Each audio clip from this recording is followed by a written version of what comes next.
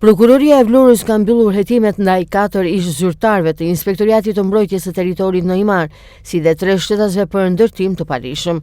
Sipas informacionit të prokurorisë, pranë gjykatës së shkallës së parë të jurisdiksionit të përgjithshëm Vlorë, kanë përfunduar hetimet dhe janë dërguar në gjyq 7 shtetas, mes të cilëve 4 ish zyrtarë për vepra penale, ndërtim i palishëm si dhe shpërdorim detyre.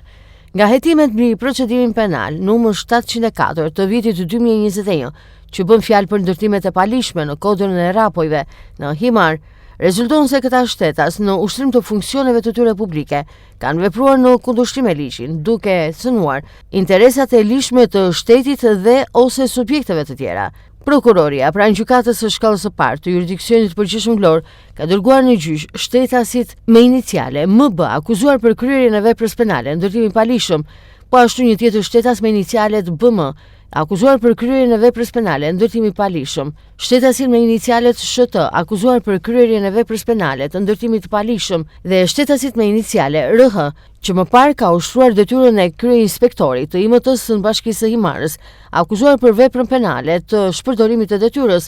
shtetasin me iniciale MN i dënuar më parë që ka ushtruar detyrën e kryeinspektorit të IMT-s Bashkia e Himar, akuzuar për kryerjen e veprës penale të shpërdorimit të detyrës, EZ që ka ushtruar detyrën e inspektorit të IMT-s Bashkia e Himar, akuzuar për kryerjen e veprës penale të shpërdorimit të detyrës, si dhe shtetasin me iniciale të RK më parë që ka ushtruar detyrën e inspektorit të IMT-s në Bashkinë e Himarës, akuzuar për kryerjen e veprës penale të shpërdorimit të detyrës.